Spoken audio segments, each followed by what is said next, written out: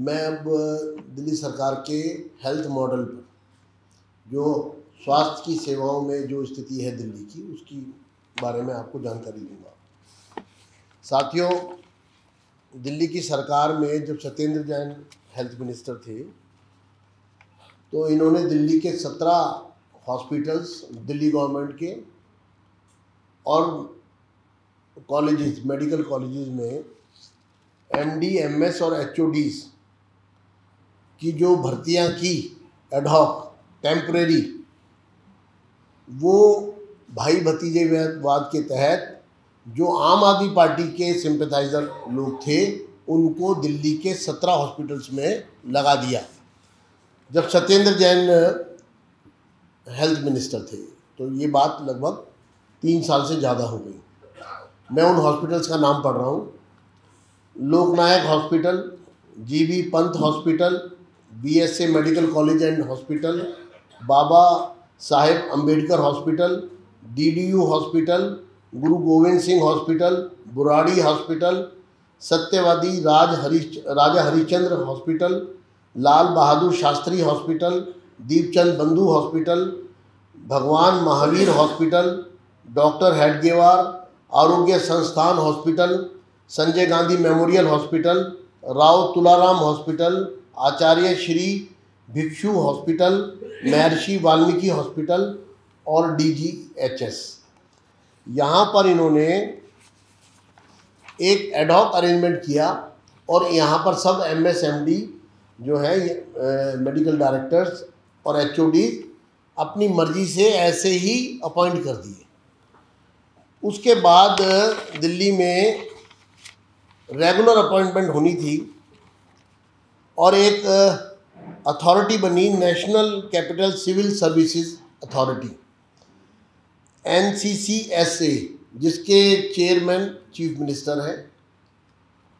और chief minister के पास इन 17 हॉस्पिटल में रेगुलर अपॉइंटमेंट के लिए फाइल गई और उन्होंने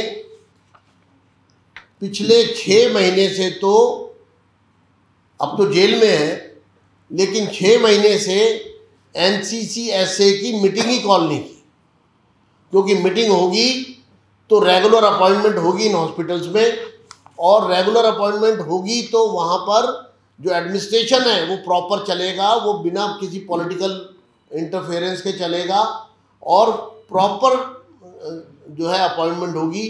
तो 17 हॉस्पिटल दिल्ली सरकार के वो वैकेंट पड़े हैं, वहाँ पर एमएस और एचओडीज और एमडीज वो लगाए ही नहीं जा रहे और लगाने नहीं दिए जा रहे। बार बार इस बात का मुद्दा उठता है, लेकिन जानबूझकर पूरे मामले को दबाया हुआ है, जिससे कि इन अस्पतालों में जो भ्रष्टाचार है वो चलता रहे, जो भाई भतीजावाद है वो चलता रहे और इन हॉस्पिटल्स का कंट्रोल सरकार जो है वो अपने हिसाब से चलाती रहे। इसके बाद जो हेल्थ मिनिस्टर है भारद्वाज, सौरभ भारद्वाज, उनके ओएसडी है आरएन दास, जो प्रिवेंशन ऑफ करप्शन एक्ट 1988 में जिनके अगेंस्ट कार्रवाई एफआईआर लॉन्च होनी है, जिनके अगेंस्ट कार्रवाई होनी है, क्योंकि वो एक करप्शन के बड़े मामले में इन्वॉल्व हैं। लेकिन कानून ये कहता है कि आरएन दास जो ओएसडी है, इनका अपॉइंटमेंट, इनके अगेंस्ट जो डिसिप्लिनरी एक्शन होगा तो ये सेक्शन 17 जो है ए, उसके अंतर्गत ये इसके लिए चीफ मिनिस्टर एनसीसीएसए से उसको अप्रूवल देंगे। और वो फाइल भी पिछले 4 महीने से केजरीवाल जी ने दबा के रखी कि अगर एनसीसीएसए से उसको अप्रूवल दे दी, क्योंकि देनी पड़ेगी, अगर अप्रूवल दे दी तो वो ओएसडी जेल जाएगा, उसके खिलाफ उसके खिलाफ क्रिमिनल प्रोसीडिंग्स होंगी।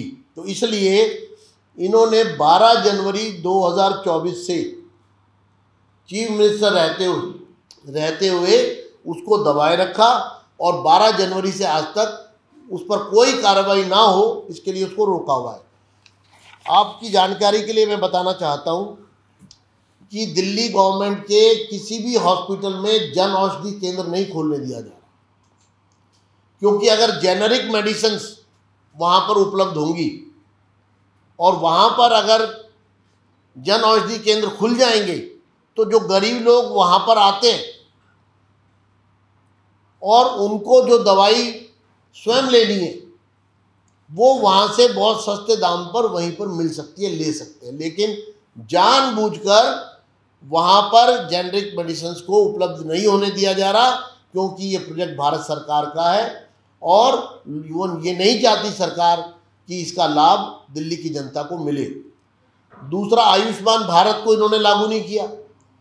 5 लाख रुपए की जो स्कीम है उसको वो, तीसरा नेशनल इंफॉर्मेटिव सेंटर NIC, जिसके अंतर्गत आपको ये पता लग सकता है कि OPD में कितने पेशेंट आए, आपके पास दवाई कहाँ, पूरा ऑनलाइन सिस्टम है। पूरे हिंदुस्तान में ये लागू है, हर स्टेट गवर्नमेंट ने इसको अडॉप्ट किया है।